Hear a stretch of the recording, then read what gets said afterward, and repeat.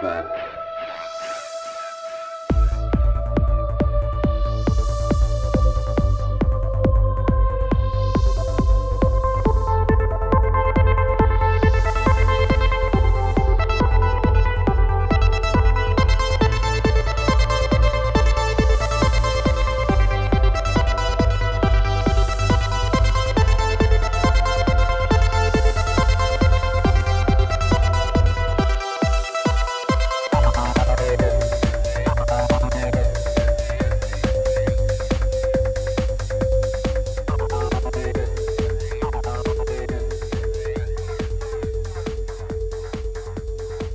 What is up? Another episode of Ripple Effect Podcast. I'm your host, Rico, otherwise also known as Ricky Brands, and a great episode for you today. Greg Palast, investigative journalist, New York Times bestselling author, is with me. One of the funny things about doing podcasts, I've been trying to get Greg on for a while because I'm a fan of his work. He's done interviews with Lee Camp. He's been on Democracy Now! He's been on a bunch of RT shows, The Young Turks. He's been a bunch of places, and just somebody that I'm a fan of, and never could get a hold of him. And then one day somebody contacts me and says, hey, you want to have Greg on?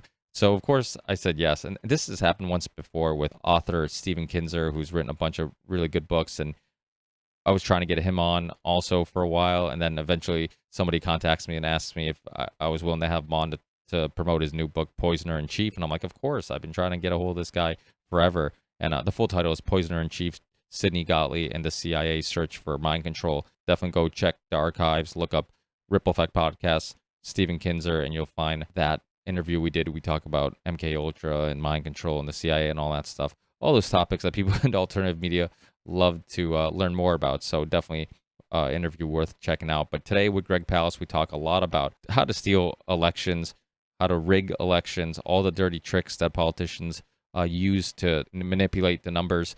With that said, Patreon page. I do have a Patreon page if you want to support the show. If you can't support the show financially, just share the show, tweet the show, upload the show anywhere you want. It's all open source. Hopefully somebody who can't support the show financially will listen to it and help out. But if not, then just reviewing the show, doing all that stuff to just attempt to get the word out there is more than enough. With that said, also, shirts will be done soon. I'll keep you guys updated on that. Finally, Ripple Effect Podcast merch.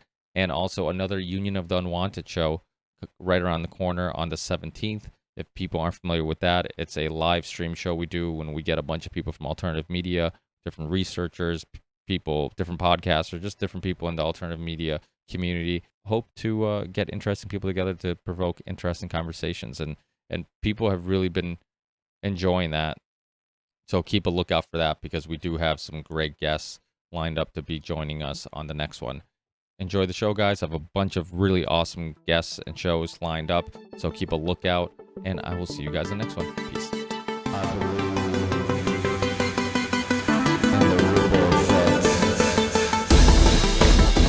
one of those guests that it's funny because I've had a few guests throughout the years that are like this, where I've attempted to get them on my show with no luck, and then one day somebody just contacts me and asks, hey, do you want to have Greg on? And I'm like, yeah, I'd love to have Greg on. I'm like, I've been trying to contact him for a few years now. Yeah, apologies. It's not that I'm a hotshot, just that, there's a million.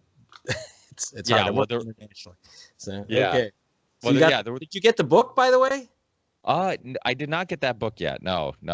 I know it. Is it? It's available already? Because I know it is. By the title, it seems like it's a book from the future. Yes, it is a book from the future, and it's a book from this 2 weeks ago when it was released. So Awesome. Trump Stole 2020. And you can get that. You book. should have been given a. I'm sorry, I should have been sent at least a PDF, if not a rushed physical copy. Yeah, I'll check my email. Maybe I did get a PDF. I've been getting, it's funny. I've been getting a lot of emails in regards to people on both sides of the political spectrum trying to get on the show. And it's like, some of these people are just too extreme on one side or the other. I'm like, I'm like, I just. Well, this is just the facts, ma'am. I'm nonpartisan. I have a not-for-profit foundation. We cannot be partisan. And also I work for a lot of media outlets, like The Guardian. We can't take a position. I never do. It's one of the wonderful things about being a journalist is that you don't have to take a position, do you? Yeah. You have to be nonpartisan. So I love it because then no one bitches at me for my position. Yeah. Sorry, you can't take one. So yes, so the book. So were you given were you given a little intro paragraph about who I am? Did. I do. Oh, Yeah, good. yeah. So because it Well, has. I've been a huge fan of yours for a long time. I mean, you're one of the few investigative journalists that have actually been doing real journalism for a long time. I've had Ben Swan on recently. He's another one who does a good work, but there's not a whole lot of people like yourself anymore. I mean, and I think that's why podcasts and even books are still kind of popular because, you watch the news, you watch or you listen to the radio, everything seems like they're selling you a agenda. It doesn't seem like they're having like real discussions about real ideas and whatnot. So, we need people like yourself who are just like you said, you'll call a ball and a strike. You kind of just call it how you see it. And you have exposed people from both sides of the political That's correct. spectrum too. If you read the book, even though Trump's name is on the title, How Trump Stole 2020, you'd think it's all about, I'm bashing Republicans. Well, he's the president, so he's going to be the biggest target. But there's chapters on the Democratic Party as well. So that I know that disturbs some of my Democratic Party friends, but I have no choice. I am an investigative reporter, which you can tell by the hat. But there's very few of us left. Maybe there's not enough hats. I don't know what it is, but but no, it's very expensive and very difficult to do. And in fact, I know you're recording, so I figure it's not a waste of time unless you want to start again or do something. No, let's get right into it. Yeah, keep it going. So I mean, one of the issues for me is that investigative reporting, to do it well, takes a long time. I've been investigating, for example, what's been happening to the voter rolls in Georgia for 7 years. 7 years on one story. Now I've had outlets from Rolling Stone to Al Jazeera to The Guardian to Democracy Now, whatever, but and MSNBC. But but the only way that a 7 year thing can be done is that I fund myself. I have my own foundation, the Palast Investigative Fund, because these investigations actually can run well over $100,000 each to do. And there's no paper in the United States, and I include the New York Times or others in that, who have the resources to do this type of investigation. So we're kind of like a baby ProPublica, except that we actually put more people on a single story than any news outlet ever could. So I have as many as 18 experts on this story of what's happening to our voter rolls in America as we go into the election. So so I have to be independent. It's not for profit and it's nonpartisan. And then I can go to the papers and say, look, I've got a gigantic story, which you don't have the time or money to do, but I've done it, and now just partner with me. So that's how we're operating now. I'm trying to get the word out. I'm trying to protect voters, but I don't care who you vote for. I really don't. I mean, hey, let's let the voters decide this time. What do you say? Was that a concern of yours when you were picking a title for your book, that people would think that, hey, this is all about just bashing Trump and it's not somebody who's going to be looking at the facts. It's somebody who obviously already has an agenda or whatnot. Were you worried about that? Oh, yeah. I mean, I was. I was worried that people would say, oh, it's just a Trump bashing book. And look, Donald Trump is not my favorite. OK, in fact, if you kind of confront 95% of my fellow reporters, they're not Trump fans. Trump is correct. The media doesn't like him. But this is not about who I like or don't like. I'm not a pundit. You turn on these shows. See, punditry is cheap. You just blather and you talk and you say what your opinion is. Here's what I think and here's what I don't. Oh, he ought to pick Stacey Abrams for Vice President Biden. Oh, no. Or, are they reaching the soccer? I don't care. I don't care. What I care about is stories that no one else is reporting. And in this case, I'm talking about the fact that in America, in the 21st century, we're still doing two big questions. Why don't we count all the votes? And second, when are black people and other voters of color going to be allowed to vote without sticking an obstacle course in front of them? In other words, when do we actually realize Martin Luther King's dream? And it's after George Floyd. It's something we can definitely talk about. Well, so the title of the book, people are going to wonder, well, then how did he steal the election? How did he steal 2020? What are the tactics? And these tactics aren't, I mean, because obviously you hear stories of like JFK when he won, that, you know, they had a bunch of dead people that were voting for him, and story. I mean, obviously the famous Gore versus Bush election. You know, that there was a lot of fuckery going on there, a lot of you know, really interesting stuff. So it's neither side is innocent by far. And I've even heard you say how one of the worst states is California. That's right. And right. Yes. In fact, if you go by sheer numbers of voters who have been tossed off voter rolls, blocked from having their votes counted, ballots rejected. For example, nearly 500,000 provisional ballots were rejected that were cast by citizens of California, rejected by by California, and that's a Democratic Party. So in terms of sheer numbers, there's no state which has been more vicious towards voters than California, and that's because it's a one-party Democratic state. I'm sorry, Democrats who want me to say, ooh, it's only the GOP which is evil. No, no, no. It's about, you know what it is? You got parties of the people who run stuff. And the guys who run stuff don't want to give it to the guys who don't run stuff. You know, so they don't want to give up their posts, and it doesn't matter what party they're in. So look, yeah, it's both. But, you know, how Trump stole 2020. And by the way, so I did decide on basically a shock title, because I want you to ask me what you just asked me. I got the response I wanted from my title, How Trump Stole 2020, which is, how did Trump steal 2020, and why is it in the past tense? And the simple answer, by the way, rather than keep you in suspense, is that it's in past tense because 16.7 million people have already been removed from the voter rolls in the past 2 years of records.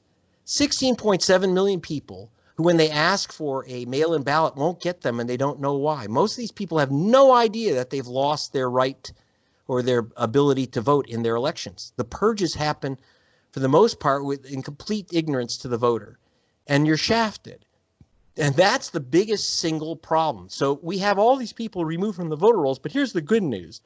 We can kind of steal it back. That is, we can bust the burglary, and we can change things. One is to raise hell and say, why are these people being removed? The other is to, by the way, protect your own vote. Look up your own registration. I did in California, and it said Greg Palast, no such voter. So I re-registered online and saved my vote. Everyone in America could do that and must do that. And the book opens with a voter who didn't do that. Christine Ford. I was in the Atlanta schoolhouse where she'd been voting for 50 years, or this was going to be her 50th year of voting. She went in dressed to the nines for this special event, 50 years of voting in one place. And they said, get out. You're not registered here anymore. Her great niece, 92, her great niece was in tears after all she's done for the civil rights movement. I go, what do you mean? And so I went back to her home, and there was a picture of her having dinner with Martin Luther King, her cousin. He came to her house every Sunday after sermonizing at the Ebenezer Baptist. She lost her vote. If after 50 years, the cousin of Martin Luther King can lose their vote, you can lose yours. Get wise, look up, go to your Secretary of State or Board of Elections or County Board of Elections and see if you're still registered. I wasn't. Christine Ford wasn't. Raheem Shabazz wasn't. Allison Smith, a Latina woman, wasn't. These are all in Atlanta. Then I've taken this issue is struck all over the country, and in Atlanta and in Georgia, which is where I've been investigating, which is where the book starts. Christine Jordan wasn't alone. 340,134 people, to be exact, and I am exact, were removed from the voter rolls for having left Georgia or left their city, like Atlanta, who never left. And how do I know 340,134 people, including Christine Jordan, did not move? Is that I hired the people who know where you live. And you call them Amazon, you call them eBay. These companies have specialists who are address list specialists. That's all they do is know where you live, and they use over 240 databases. Where did you get your pizza delivered? Where did you get your porn delivered? Where are you turning on when you order pizza, then you turn on Netflix? Where is Netflix delivering your movie? And such simple things as where do you pay your taxes? The state of Georgia and many other states don't even look at their own state records. They don't look at your driver's licenses. Where's your driver's license? Where are you paying property taxes? Where are you getting your paycheck? You'd think they would check these things to see if you've moved. No, they don't. They simply, you know what they used? They said, if you've missed voting twice, well, that means that you've obviously left. Those lists are, forget whether the lists are accurate. Not voting, that's an American tradition. Most Americans don't vote in the midterm. So you miss 2 elections, they say you've moved away. They send you a postcard, looks like junk mail. Throw that away, you've thrown away your vote.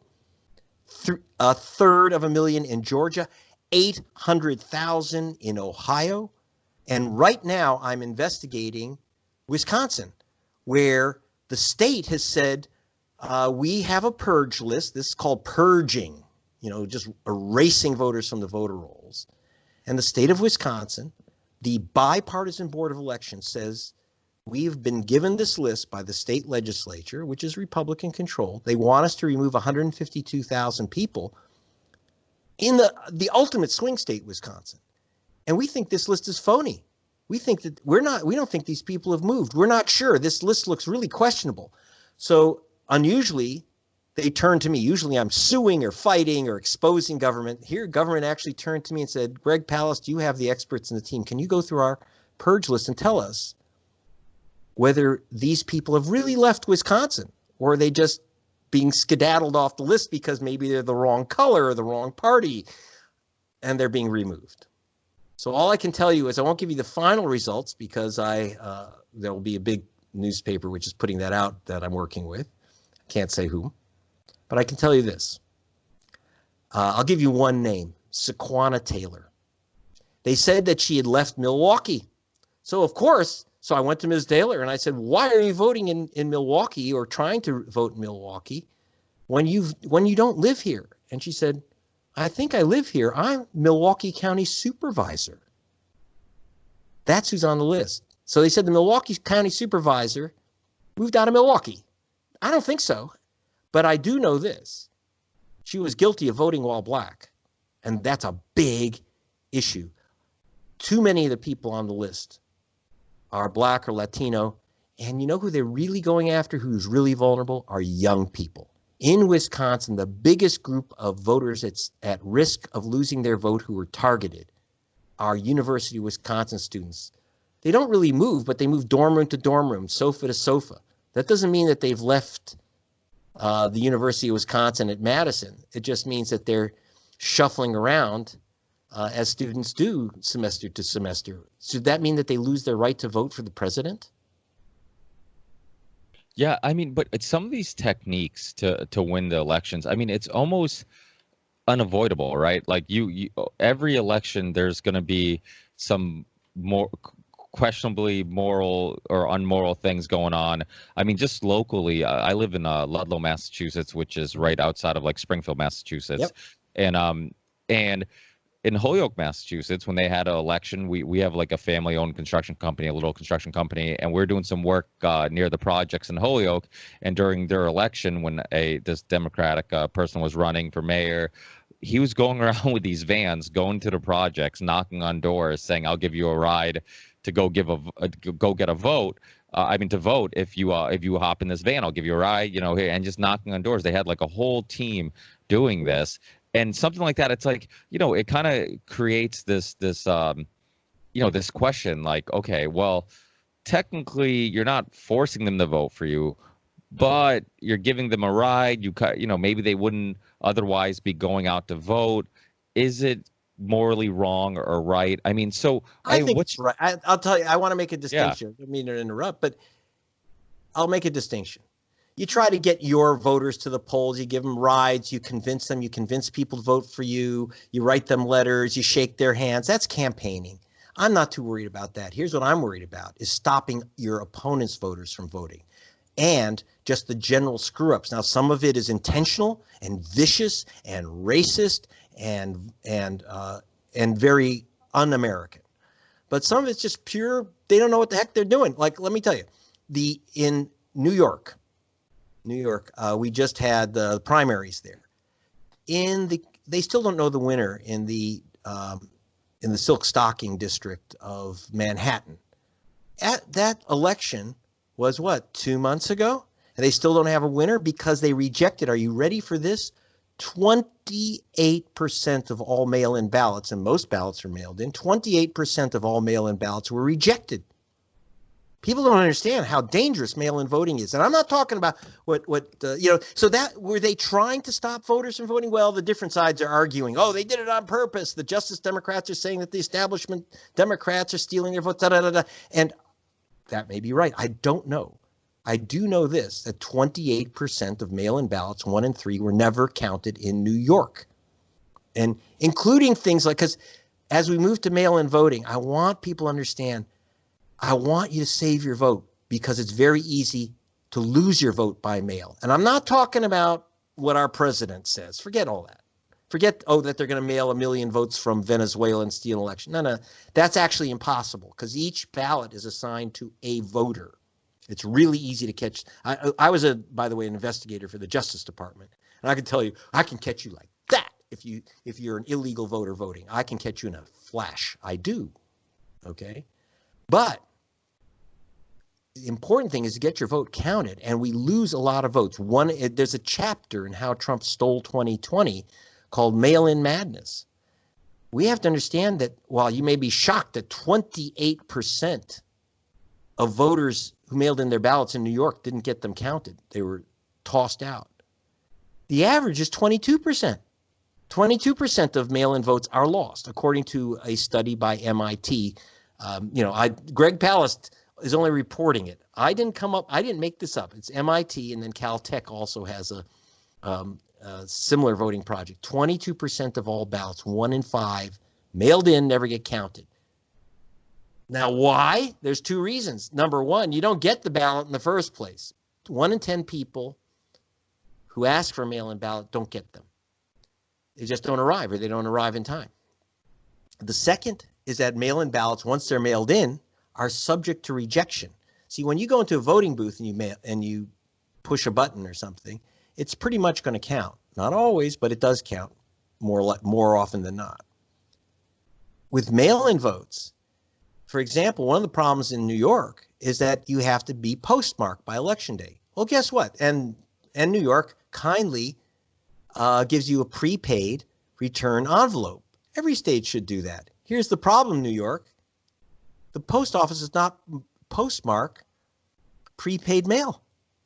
So you literally had thousands and thousands, at least 12,000 ballots, which were not counted because they weren't postmarked. But the post office doesn't postmark those ballots. So halfway through the mail-in process, the Postmaster General in New York City ordered the postal sorters to run these ballots through the machine, which would give them a postmark. But that was about half the ballots. The other half never got a postmark. So was this deliberate? I don't know. I would doubt it. I don't know.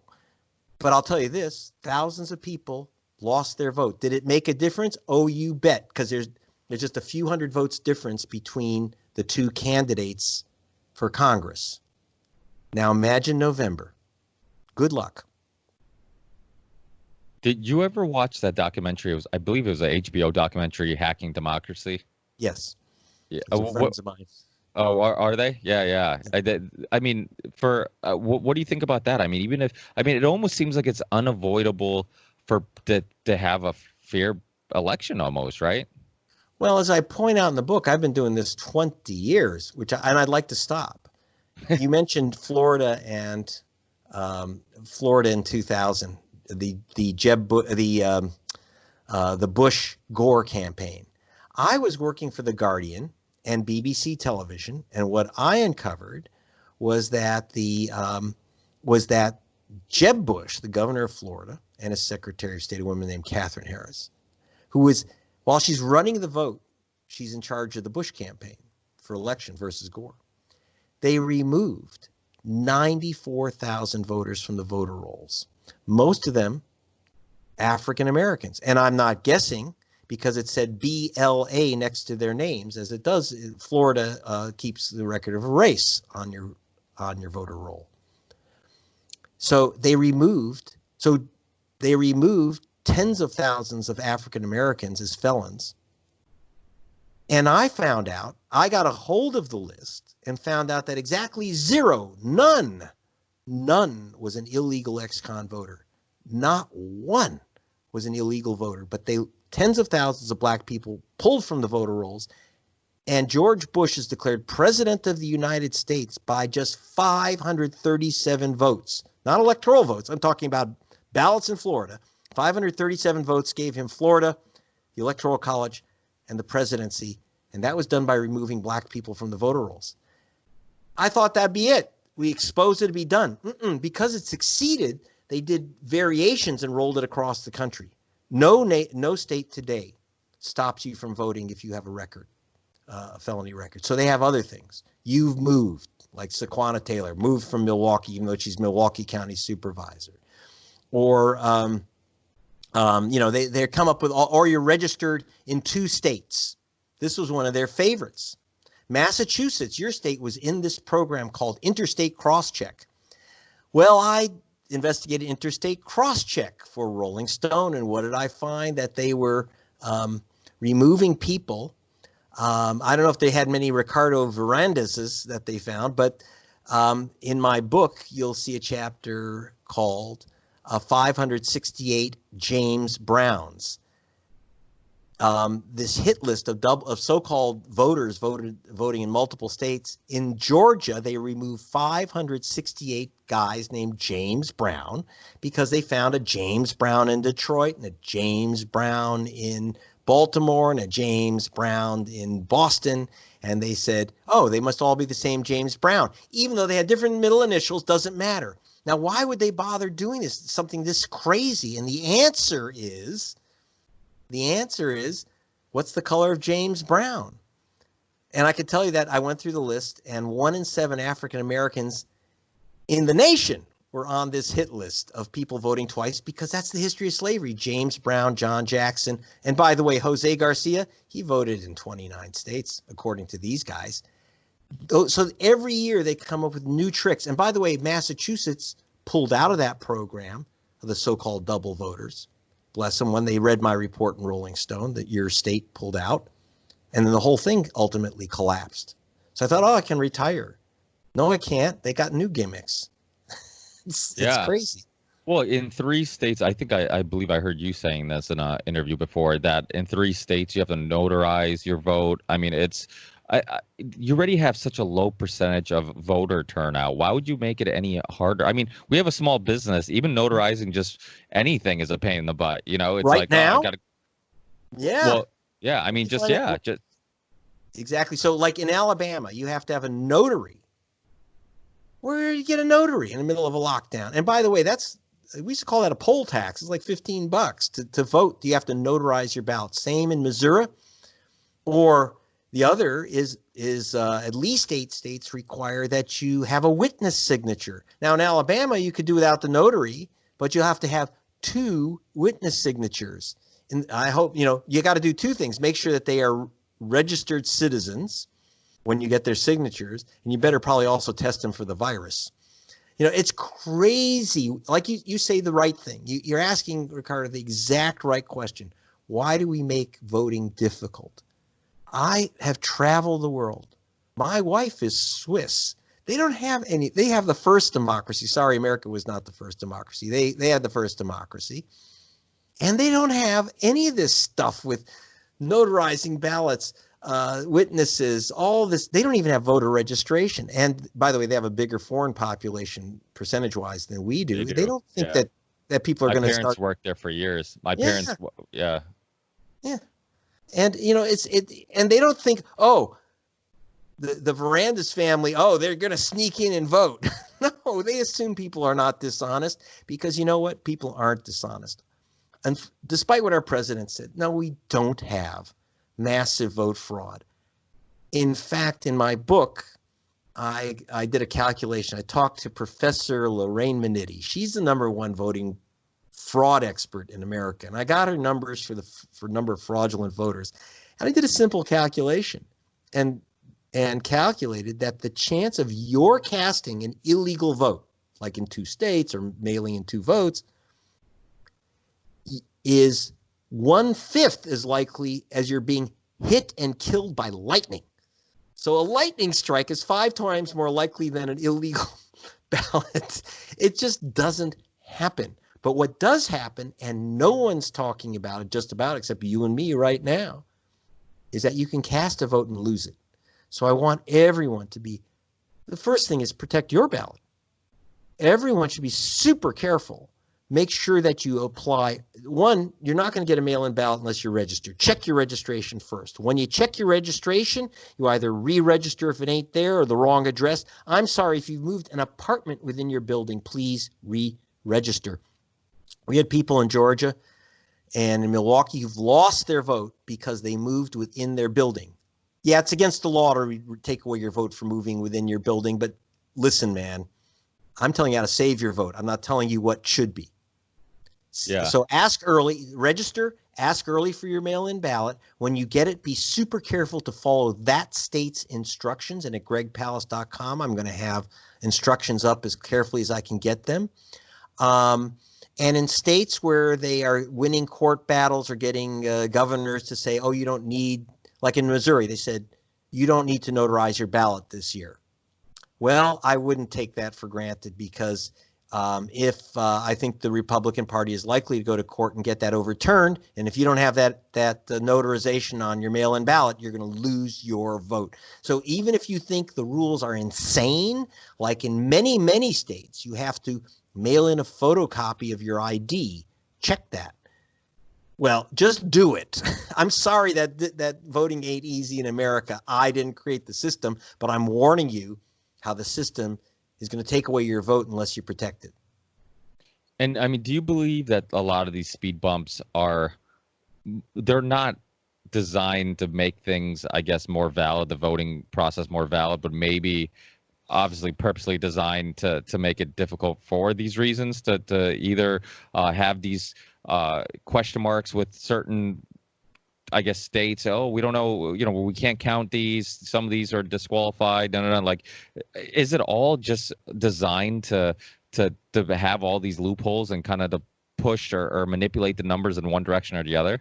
Absolutely. One of the look, people who come up with these rules are professionals in voting. They know what happens when you add an ID law. You immediately, for example, 2 weeks before the 2016 election, 2 weeks, the courts approved a Republican voted plan to require state photo ID to vote in Wisconsin.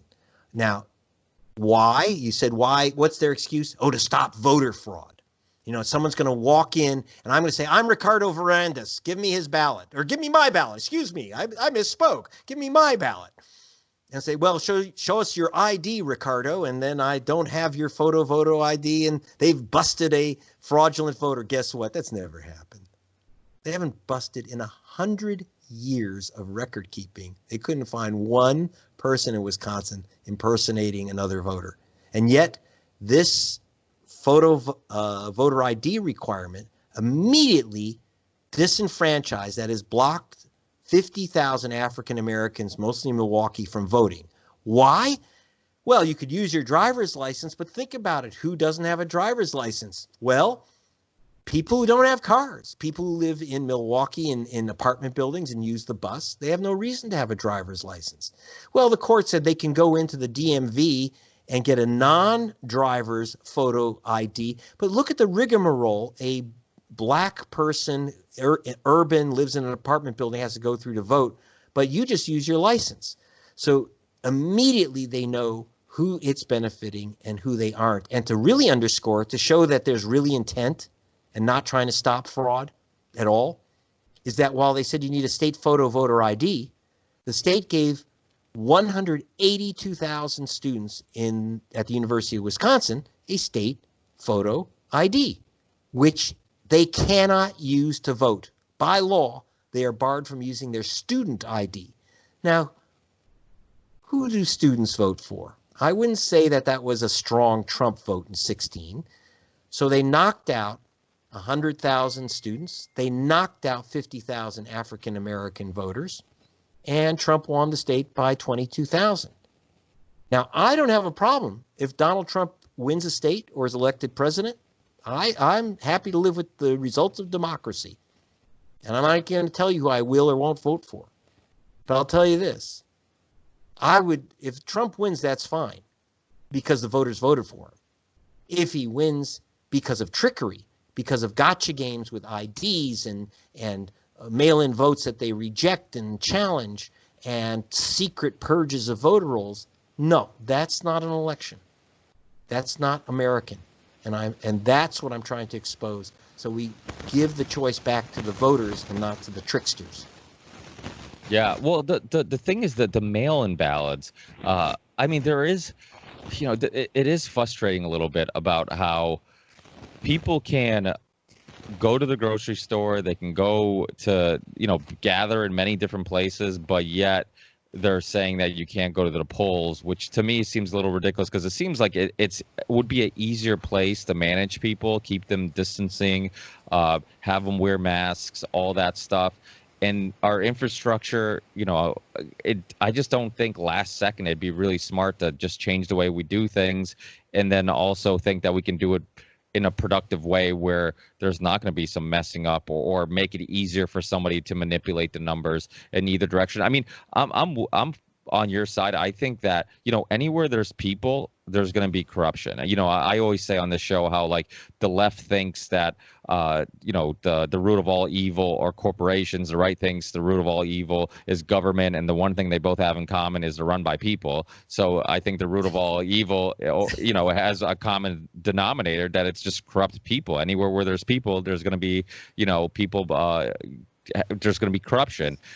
Well, that's the problem, and that's why I say, look, when you put the Democratic Party and you create a one-state system in California where there's no checks and balances, they're going to abuse their power, and they do. I was an investigator, again, for the Justice Department, Attorneys General. One rule we had, where there's motive and opportunity, there's crime. So you created one-party states, or you created in Georgia a one-party Republican state. Well, they started abusing their power. And in Ohio, as soon as they took control of both the legislature and the state house, boom, they started removing voters. So Democrats, Republicans, yeah, when you give people power to control who gets to vote and whose votes get counted, you are begging for mischief. And you're right, it is human nature. But what we have to do is we have to protect our democracy together. And that's important now. So when you say mail-in voting is difficult, here's some of the practical problems. We don't have enough people working the polling stations. Almost everyone who works a polling station, I just looked up the figures, by the way. It's like about 80% of poll workers are 60 years older or older. And, they're a danger for the COVID virus, so they can't get the poll workers. So here's what I advise people. If you're like me, I'm highly at risk. Well, I had to make sure that I was registered, so I had to re-register because I wasn't. Then I had to get the ballot, so carefully fill it out and make sure I signed it as I registered, and signed it carefully and filled it all out. And in Los Angeles, I could take it to a drop box, which is good. If you are in a drop box situation, please take advantage of it. Do try to avoid the post office. They had a complete collapse in New York. They had a complete collapse in Georgia. They are not set up for this to become a polling station. Our post office aren't designed for it. So you're taking a risk. Now, one of the things you can do, most states you can vote early. Don't think of election day, think of election month. So at the end of October, some states it's a month, some states it's 2 weeks or 3 weeks or 1 week. I have found that when you go into the early voting stations on a weekday, during the day or early evening, no one's there. Completely. I've been all over this country. Early voting stations midweek tend to be empty. That's when it's safe for you to go in. That is a good time to do it if you can. And if you can't, you got to take the steps to protect your mail-in ballot. In fact, in How Trump Stole 2020, or If you don't want to get the book, you can always just go to gregpalast.com, and we get what I call the ballot condom for safe voting. That is, no, it's not, you don't wrap it around the ballot, but you do follow the 7 steps to protect your vote, starting with checking your registration and asking for your mail-in ballot real early. What's your opinion for people who kind of like myself, who look at the fact that we have like McDonald's and Burger King, we have the Democrats or the Republicans. I know you've been on Ralph Nader's show a bunch of times. I'm a big fan of any third party that goes against the grain. I've had Jesse Ventura on. I'm a fan of Ron Paul, Dennis Kucinich, anybody who goes against the grain. I like, and people who seem honest, and like they, even if you disagree with them, at least they seem like this is who they are. These are their beliefs. They have some sense of beliefs. Like you feel like, okay, they have morals, they have beliefs, they have a ideology, and you can kind of understand where they stand on certain issues. Where like most politicians today, it's they just tell you whatever you want to hear until they get your vote. Then they just, and then they vote in any direction, based on whoever's, the lobbyists, how much money they're giving them. Exactly. Yeah, absolutely. Yeah. I mean, I've had Jack Abramoff on, he wrote the, he was on, it was after he did time. And now, I think I asked him too. I'm like, hey, do you think if you didn't end up in jail, would you be writing this book about, how corrupt the whole system is? But the lobbyists do control, they have so much influence. And do you think like people like myself who look at, the election, we're like, well, look, Bernie got screwed by his own party. You have, Ralph Nader, who's been screwed over and over again. People, anybody who goes against the grain, voting, like you're just vote, like in foreign policy, for example, never really changes. It doesn't matter if it's Bush, if it's Obama, our drone attacks continue, or intervention in the Middle East, or what's going on in Venezuela would have happened regardless. We would have been like our foreign policy basically just doesn't really change from one president to another. Why vote? Like, what would you say to people like that? Well, I would say that look, if you're expecting a miracle, if you think that you can vote for the Beatles and all you can get is some old bubblegum group from the 70s, we have to make choices. And I'm not going to tell people whether to vote for or a third party or not. If that strikes you as the way to make your protest against the system, bless you. My whole thing is letting votes count, letting people vote and make their choice. And, I do believe it's not that people are waiting to be inspired by a politician. I always think that that's a really bad idea. You vote and the politicians follow. They don't lead. So the more people who vote, the more people who express their views, the better our politicians will get. So it's not that you should wait for the good politician. We need better class of voters. That is, we need more voters and people not to lose their vote. Once that happens, voting, then things get accomplished. It's not like nothing has ever happened in America. We did win a Voting Rights Act in 1965, and now the Supreme Court gutted that act in 2013. But you know what? 2 steps forward, 1 backwards. Listen, a lot of people didn't vote in the last election because they thought Hillary had it, or they were pissed off, or they voted for my friend Jill Stein, or they, whatever. They weren't happy with the choices that they had. And the University of Wisconsin study, besides saying that shafting the students and shafting African Americans in Milwaukee allowed Trump his margin, but the truth is they also said that 50,000 students didn't want to vote because they didn't like the choices. Well, I'm sorry, that means that someone else is making the choice for you. Dear University of Wisconsin students, you 50,000 who decided not to vote because you didn't have the ID, but you just didn't like the choices. Do you like the choice that other people made for you? If you're happy with other people making your choice for you and you like what we got now, hey, don't vote. You're getting what you're happy with. But if you want to decide who rules your life, then you vote. And I'm going to tell you something. Think about it. If you are ruled by people you didn't choose, isn't that the definition of being a slave? Don't be a slave. You make your choices. You pick your leaders, and you demand that they listen to your voice and count your vote. So I agree with everything you said, but to be the devil's advocate, okay, if people are saying, like, okay, I don't like my two options. For example, a lot of the Bernie supporters and Trump supporters, I still believe a lot of them had much in common, and yes, not so much in ideology, because I think Trump lacks any ideology. But I think it's more about it was a protest vote, or yes, a protest.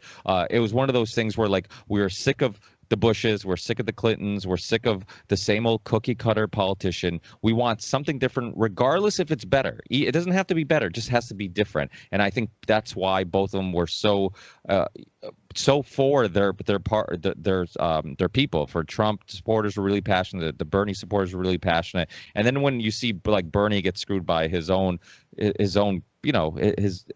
group, then if you're a Democrat, or you're a progressive, or you're, whatever word you want to use, if you're on the left, you'd be like, okay, well, I have Hillary and I have Trump. I don't like Hillary and I don't like Trump. Like, so do I, some people say, do you waste, because that was the argument, right, with Ralph Nader. People would said that, if you vote for Ralph Nader, then you're helping this party, or you're helping that party, don't waste your vote. So it's one of those things where, just like, and you talked about your wife. I was born in Portugal. In Europe, in much of Europe, I mean, you have many political parties, not just two. And so you have many more options. You have a Labor Party, you have a whatever party. And here it's like they give you two options. So it makes it much easier to control. And you don't really feel like you have a choice. And I keep saying, like, people's thinking should be much more complex than be able to fit in two boxes, where either I agree with this party with every issue at all times, or I agree with this party with every issue of all times. Like, we shouldn't, like, no person should agree with their party on every issue all the time, because we should have more complex thinking, and we should think for ourselves. And there's going to be cases where one party makes more sense on the way they look at something, and vice versa. So, I mean, there's people who truly believe, like, okay, you're giving me, just two parties, that's it. And if I don't agree with either one of them, what do? Do I vote for a third party? And is that considered a wasted vote? Or do I, so for people who aren't voting, I think that's much of their case, is like, well, I don't like my options, and if I vote for a third party, it doesn't really mean much. I mean, I live in Massachusetts, and a lot of people who are Republicans in Massachusetts are like, what's the point of voting, right? And some people make the argument about electoral votes, like, okay, well, if the popular vote doesn't matter, then what does it matter? I live in a blue state. So would you want to expand on any of those thoughts? A couple. One, some of it is way beyond me. It's philosophical, whether you should vote third party if you're unhappy with the choices of the two main parties. I can't answer that. That you got to answer in your heart. But I would ask you this. I will demand one thing. Whether you pick the top two parties, or you go for the third or the fourth or the fifth party, that's up to you. But go for one. Lay out your case. If you think that the elites are shafting you and you're simply not going to vote for their candidate, then find your candidate. By the way, we often talk about Jill Stein, but of course the real third-party candidate that affected the last election was Gary Johnson, who got 4 times as many votes as Jill Stein, was a huge force in places like Minnesota and Utah, New Mexico, and Wisconsin. And I have to say, so, but I just want you to vote. And it could be Jill Stein, Gary Johnson, write in Bernie Sanders, whatever you want to do. But I want you to vote. And by the way, there's another thing to do. There's more than the president on the ballot. In fact, in the case of California, it's ridiculous. The thing's a minor novel that you have to go through to vote, which is one of, by the way, it's a bit of a problem, to say the least. In our balloting, but there's more than one race on the ballot, and therefore it's very, very important that you get in. And there's one other thing that you have to understand. They're now using a new way to remove voters from the voter rolls. If you are so-called inactive voter, and no, Ricardo, it doesn't mean that they know that you didn't get to the gym this week. Inactive means that you skipped a couple of elections, often one. And so if you don't vote in this election, they may not let you vote in the next one. And you won't know it. They may send you a postcard that looks like a piece of junk mail, or they sent it to your last dorm room or something, but you won't get it and you won't know it, and you've now lost your vote. And say, then you get all excited and say, oh, well, I want to vote for this congressional candidate in 2024 or 2022, and you go to vote and your name ain't there. So one reason to vote is so you can keep voting next time. I know that sounds crazy. I didn't make up the system, Ricardo. I'm just writing about it. So I'm telling you, they're removing people for not voting, so you better vote. It's called use it or lose it. And there you go. There's a good reason to vote. Use it or lose it, because if you don't vote, you ain't going to vote next time. I'm also hearing stories from many people actually in Massachusetts and Connecticut where they're getting multiple letters at multiple different addresses. And I mean, is that you think that's just a mistake, or is that a technique in trying to get people to have more than one vote? We haven't seen the double voting because, here's the problem for double voters. You get 5 years in the slammer. And if you're foreign, you get 10 years and you're deported immediately and automatically after you're 10. So what do? No, so people don't commit this type of double voting ballot fraud. If someone may put in a request from one address, or like California, it's automatic. You get a mail-in ballot. We're a mail-in opt-out state. That means I get a ballot no matter what. And I've gotten ballots from the prior residents of this house. But if I dare vote those, it'll be seconds before they catch it, because in the computers, they know, even though they sent the ballot, they also know, because you have partisan people looking out. You do have the parties, some people in the parties watching like hawks for bad votes. They'll catch it. And then if they catch it, you're in the slammer. I don't know of anyone ever. There have been about a dozen cases I've looked at of voter fraud. I don't know of a single case where people didn't get jail time. They don't care if you're a nice old lady who's never done anything bad in your life. You're going to the can. So people don't do that. Also, you've got to, there's some elections that have been decided by one vote. But I got to tell you, for the most part, most people understand that if you steal one vote, you ain't changing nothing. All you're doing is risking jail time. So I'm not worried about that. What I am worried about is if the state, for example, has wrong addresses and they are sending you a ballot to one address, then they get the request from you for another address. They may say, oh, you're registered at two addresses, and completely and wipe out your registration. Or they may say, oh, we have you down at that address, and send the ballot, the mail-in ballot, to the wrong address, or not send it to the right address, and you don't get it in time. So I'm very, very concerned that the voters are being shafted.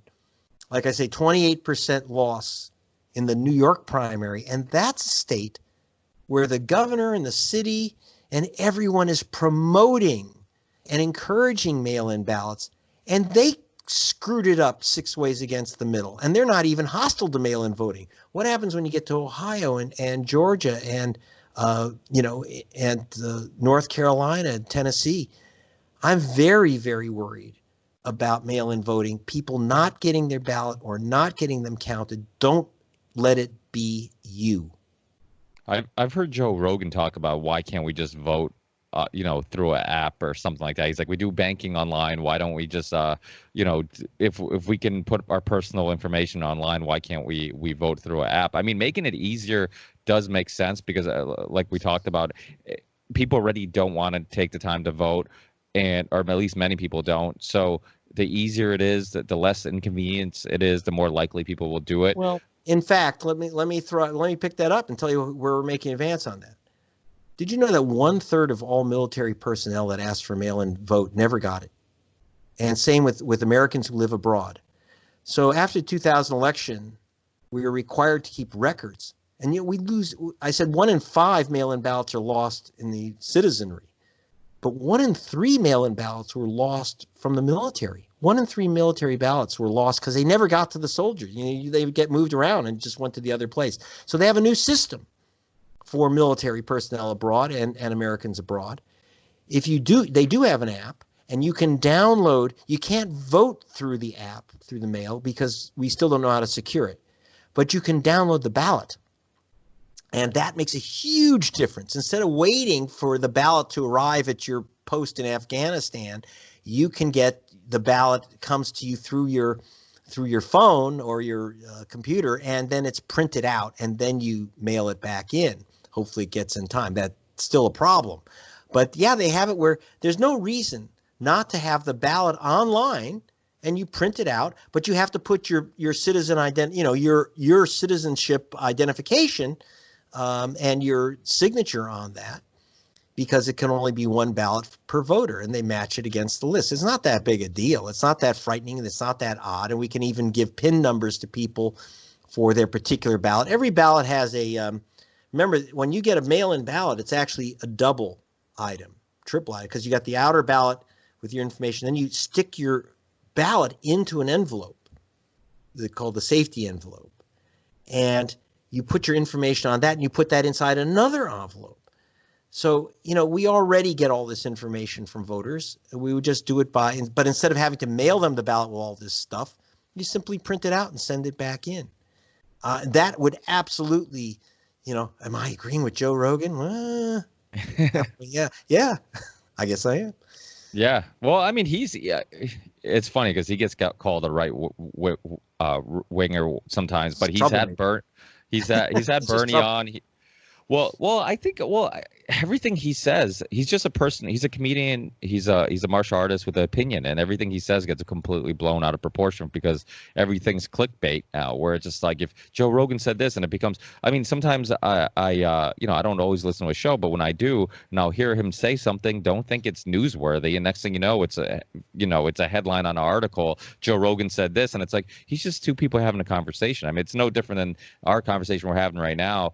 If we're as famous as him, somebody could take a little clip of what you might have said or I might have said it and said, hey, look, Greg Palast is voting for Trump, according to this, and then next thing you know, nobody reads the article. As you know, people read headlines. Yeah, people just read the headlines. They don't read the articles. So, he's had Bernie on. He's had Gary Johnson on. He's had, and I think people need more of that, of people who are exploring different ideas, willing to, he had Andrew Yang on, people who are just willing to just share and challenge ideas. I think that's kind of a lost art.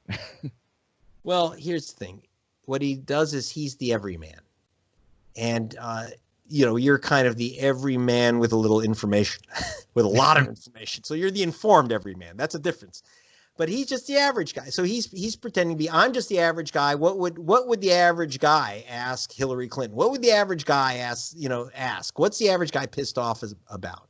And these are questions and comments that again have been ignored. The reason why you have a guy like Joe Rogan rise in notoriety is that he's the everyman that's been ignored. And it doesn't matter whether you agree with his philosophy or not, who cares? Who cares what a wrestler says, or the martial artist? Okay, fine. If he's not talking about how to take someone down, I don't really care about his foreign policy views. But I'm interested in the idea that there are people now, especially with the net and this type of broadcasting, where it's Ricardo and Joe and others, and yeah, you're far more, pride yourself and should be on being very informed on issues. But you're asking questions which rarely get asked in those press conferences, in those formal settings on the mainstream media, where everyone is like super polite. No one would dare ask a difficult question or just saying, I'm sick of this. There's no question that I'm talking about how Hillary really, if you counted all the votes and let all the people vote in Wisconsin, she would have won Wisconsin and in Michigan, and she would have won that race if there was no impediments to voting. But the truth is, it had to be close enough to steal. Like, why would you go to Michigan and Wisconsin and defend NAFTA? Might as well hit yourself in the head with a hammer, Hillary. Well, at least she stayed out of Wisconsin. People say, why didn't she campaign in Wisconsin? She would have won. No, she would have been killed if she'd have shown up, because she was pro-NAFTA in a state that was devastated by NAFTA. So then you have to ask yourself, well, wait a minute. So the elites don't hear this. They don't hear. And so they're never listening. And so I'm very concerned that what you have done is something incredibly valuable, which is to ask questions which don't get asked, which is to put out views that don't get put out, which is to ask, in your case, you do it with an informed spin, but you're basically asking the questions that the average voter really wants answered, and not the fluff, and not, did the Russians steal the election, and all. People don't care about. They want to know what's going to happen with their jobs. They want to know if they're going to survive a virus. They don't care about this back and forth. They don't care who Donald Trump has put his creepy fingers into or something like that. It's icky, but that's not. Let's get to the issues, which is what you're doing. And it's amazing. You'd think, like all these highfalutin outlets are talking about silly stuff while you're talking about the substance. So I appreciate being on your program. Yeah, well, I've been like I said, I've been a fan of yours for a long time. I've seen you on many of the shows that I listen to and watch, and I think that's one of the reasons why alternative media podcasts have really risen, because of the fact that mainstream shows don't even have people on like you, who are, you're not even pushing a agenda. You're not trying to specifically pinpoint all your investigation onto one person to make them look bad. I mean, you're just kind of going wherever the information takes you, and yet you're still very much not. It doesn't seem like you're invited on a lot of these mainstream news shows. Difficult. I get some, but the thing is, the truth is, it's very difficult because I don't adhere literally to a party line. If you're on Fox, you have to be, repeat the Republican line. If you are on MSNBC, you've got to be a dyed-in-the-wool Democrat for the most part. I mean, there's exceptions to all these things, and I've been on Fox and I've been on MSNBC, so I don't want to say it's universal, but they prefer, it's punditry. It's like it's commenting back and forth from a partisan view, and it doesn't fit for me because I'm an odd fish for them. They think, oh, well, you're a Trump basher. And I say, wait, but you went after the Democrats too. How could you do that? And it's like, well, the answer is because I don't pick out your party before I begin an investigation. It's a very difficult thing. It was horrible what I saw here in California, what the Democratic Party did. And it's horrible what I saw the Republican Party try to pull off in Wisconsin. It was horrible what I saw the Republicans pull off in Georgia. And it was terrible what I saw the Democrats do in New Mexico. In fact, the Democrats were so effective in knocking out voters they didn't like in New Mexico, which are other Democrats, right? Because Democrats go after Democrats for primaries. Their targets are other Democrats. They did such a damn good job that Republicans won in a state where white people are truly a minority. So how did Republicans win? Because the Democrats were stealing each other's votes and were so good at it that the Republicans just snuck in. So I'm not partisan. It's like in fact, you know what the truth is? If you're stealing so many votes that you lose your own election, hey, man, this is one of the problems that Hillary Clinton had. Like you kept bringing up shafting Bernie. And if you read my book, in fact, there's a chapter called California Reman about what happened to Sanders in 16 and 20. The book was, by the way, just finished, so it includes the 2020 primaries. So it's very fresh. But, they shafted Bernie Sanders. Then they walk back and say, well, why aren't the Bernie people voting for me? Well, I'm sorry, when you kick someone in the teeth and then say, and don't forget to vote for me. It's not it's not the best campaign line I've ever heard. And so, so I'm fascinated by that. But I appreciate that you are noting this, because that I am going after both parties, and I'm tough on both parties because someone has to say I'm for the voters. And one of the problems is we get too much of the partisan back and forth. So like Trump said, oh, voting by mail is terrible. So immediately all the Democrats run out and say, voting by mail is wonderful. And I'm saying, hold on a second.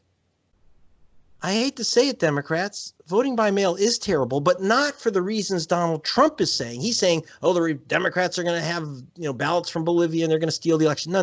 That's silly. Okay, I don't know how else. It's just silliness. But there is a big problem, and we saw it in New York. And I got to tell you, the Democrats were crazy. I had people cut off funding to me, everything, because I said mail-in balloting is a real danger. We've got to fix it or not do it because it's dangerous. You don't get your ballot count. You don't get it or you don't get it counted. This is a problem. And no one, I couldn't get a Democrat to support saying, let's fix this system until New York. Suddenly, when Democratic 28% of, remember, these are all Democrats voting in the primary. It's all Democrats. 28% of their votes don't get counted. And suddenly they're saying, oh, mail-in balloting is a disaster. Oh, excuse me. Who told you that? Now fix it. Fix it instead of saying it's very easy to say Trump is crazy. Okay, you want to say Trump is crazy? Great. What does that get you? You still have a problem.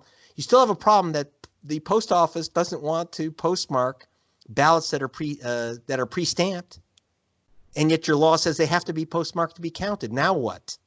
Geniuses, fix it. Yeah, and something you said is so true too. How you don't, you're not as people don't invite you on their show as much because you don't just pick a team and it's not obvious what team you're on and whatnot. I mean, it's the same thing with a lot of these shows. Like, I think the reason why Rogan's, a lot of people who listen to my show are people who also listen to Rogan's because of that exact reason, because I'm willing to have somebody on like Professor Richard Wolff to talk about the history of Marxism. And yet the next show I'll talk about, I'll have a libertarian on. I'll have Scott Horton on and talk about that stuff. And to me, I think people just don't put them in the same room together, please. See, I love doing that type of stuff. I try to have, I as many roundtable discussions as possible and have people together who have maybe some conflicting ideas. And you'll be surprised how many people, when they're together having a discussion, I haven't had anybody be uncivil or rude or anything like that. I mean, and knock on wood, I've been pretty. No, I have to say it's very funny. I've had two hosts who've hung up on me. One is named Sean Hannity, and I believe, I'm not sure, but I believe he's a Republican. He might be. Sean Hannity hung up on me. And then a guy named Richard Green, who's like a dyed-in-the-wool Democrat. He was Air America, right? He's an Air America host, and he hung up on me because he says, I love the Democratic Party. And I said, well, if you're going steady with the Democrats, that's fine, but I can't help you. I'm just a journalist, and that didn't work. So so basically I had the Hannity types and the Democratic Party stalwarts. They're not crazy about me because I can't help them.